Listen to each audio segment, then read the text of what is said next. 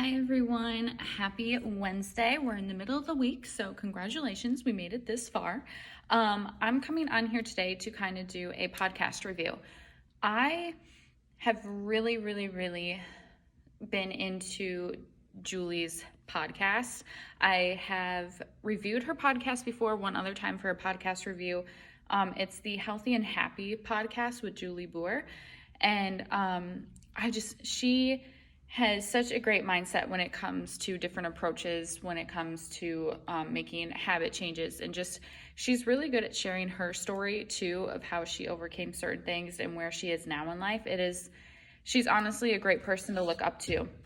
So in this podcast review particularly, I reviewed her recent one just because I've been kind of just catching up on all her podcasts since I just kind of discovered her about a few months ago, and I like her information. I think it's really valuable and it has a lot of, great advice. So this one in particular was called Eating to the Way You Want to Feel versus How You Want to Look. So you're eating for how you want to feel versus how you want to look. So she did put a disclaimer in here, and I'm going to do this as well just because I think it's really important. If you are trying to lose weight, eating right might be your number one way of wanting to get there to that point. But she expresses in this podcast how she eats intuitively for how she wants to feel, not for how she wants to look.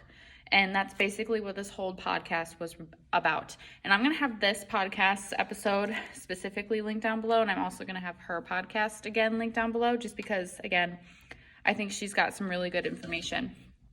So 4 words I'm going to give you right now is patience, trust, honesty, and gentle. These are 4 words that I want you to keep in mind when I'm explaining throughout this brief little overview today of this podcast. And she kind of touches bases on these 4 words in the podcast itself. But you need to have patience with yourself. You need to trust the process and trust yourself. You need to be honest with yourself and what you eat and how you're feeling and just in general. Honesty with yourself in that, but also just being gentle to you, your mind, and your body when it comes to eating for how you want to feel. So she gives me 4 questions in this podcast.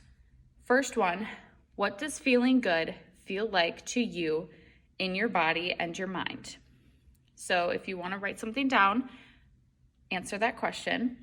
You can pause here. The second one, when I don't feel good, what does that feel like to me or to you?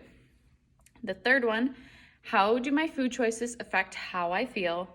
And then the 4th one is, what is life like when you feel your best?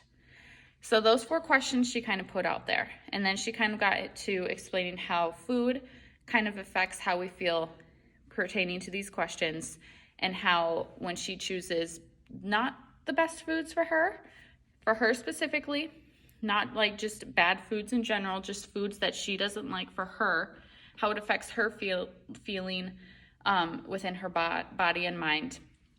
And then she also goes into state what foods make her feel the best. So answering question 1, she kind of was saying quality.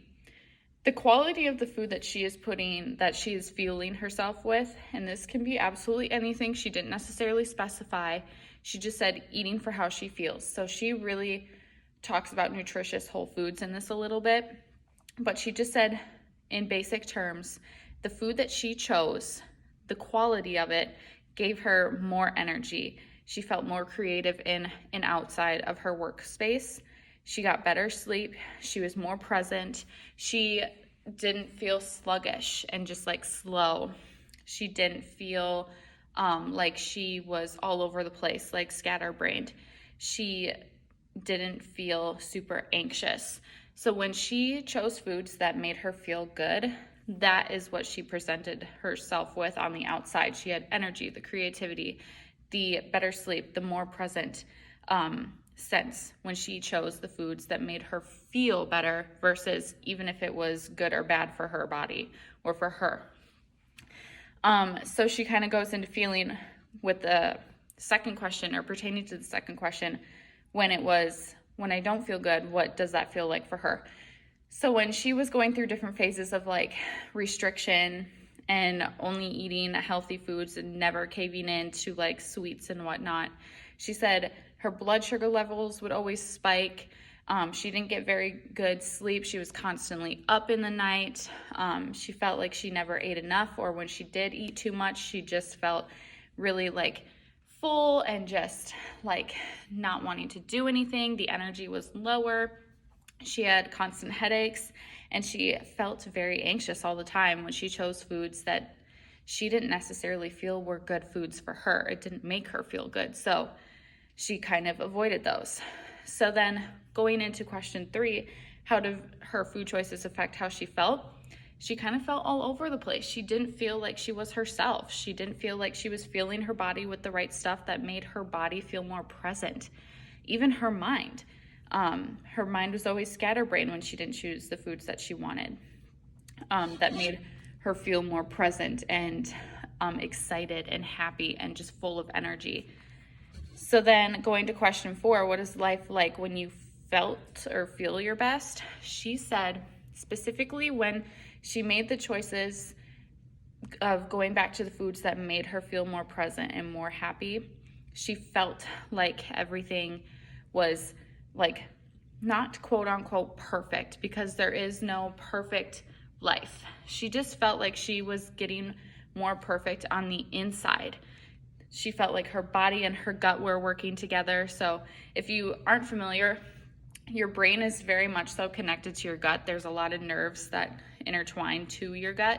So there's a lot of communication and signals going back and forth. So your gut is essentially like your second brain in the body. It's really cool to talk about. I love that stuff. But she felt when she was eating her best, her mind and her brain and everything were working together as one, as how it should. And she felt like she was living her perfect life inside because everything was functioning right. She was becoming less anxious. She was getting her better sleep. Her headaches were reduced tremendously. And she said her blood sugar was back in a nice, even standpoint. She didn't feel like it was spiking all over the place constantly like it was when she wasn't choosing the foods that were making her feel that way. So then the last question that she wrapped up with this podcast is, the next time you sit down for a meal, this can be any meal, she said, ask yourself, is this going to support me feeling good mentally and physically? So you kind of play game with yourself, like not so much questioning, but is that meal in particular that you have in front of you going to make you feel your best mentally and physically right now? This could be absolutely any food. Again, she didn't specify healthy versus not healthy. She just kind of shared with what certain things worked for her. Not saying she steers clear from sweets at all. She definitely dives into that in this podcast. She just said that she goes and gravitates to foods now more so than ever that make her feel her best. So she uses that as a fueling point to choose things that she truly loves. So again, is this going to support me feeling good mentally and physically? That's the question you should ask yourself at your next meal. So going back to those 4 words that I said earlier, patience, trust, honest, and gentle. When you're going and approaching this way of eating for how you feel versus how you look, just choose foods that you truly love and you know that make you feel your best. That is the best mindset I think that I've heard in a while when it comes to nutrition. Choose foods that you truly love, that you know makes you feel really good, and that you can sense the productivity as the day goes on. Versus, I know when I have something that is not so good for me, like I'm going to give an example of fast food. Granted, I don't eat fast food a lot, but even sometimes if I go home on the weekend and I eat some of my mom's coffee cake, her homemade coffee cake, not saying that it's not good for you or bad for you, but I know that that's not something that I would normally gravitate if I was not at my parents' house, because I know that that is a fuel source that just does not make me feel good. Sure, I really like eating it and I enjoy it, and I'm not going to deprive myself from that kind of food, because every now and then you shouldn't restrict yourself from completely like everything and only healthy foods. You need to find that perfect balance for you. So again, not that I don't like it, but I don't need it all the time. And sure, I was home that weekend, but I just that wasn't something that I knew was going to make me feel energized throughout the day. I just knew I was going to feel sluggish after I ate it. I knew I wasn't going to be as productive, and I knew mentally my mind wasn't going to be there. So it's just a process. So again, the patience that comes with it, and just being gentle with your body and yourself when choosing things. Don't restrict, just understand like what foods do truly make me feel my best, rather than completely knocking things out because they're quote unquote bad food. So that's just something to keep in mind. I thought it was a really cool episode for a podcast idea, just because it's a different perspective when it comes to nutrition. So if you're curious about more of this podcast or want to listen to it, again, I'll have that link down below, and I'll have Julie's information linked down below for you all to look at in case you want to read into more of her podcast stuff, because she really does share great concepts. So I hope you all enjoyed and have a great rest of your Wednesday. Bye, everyone.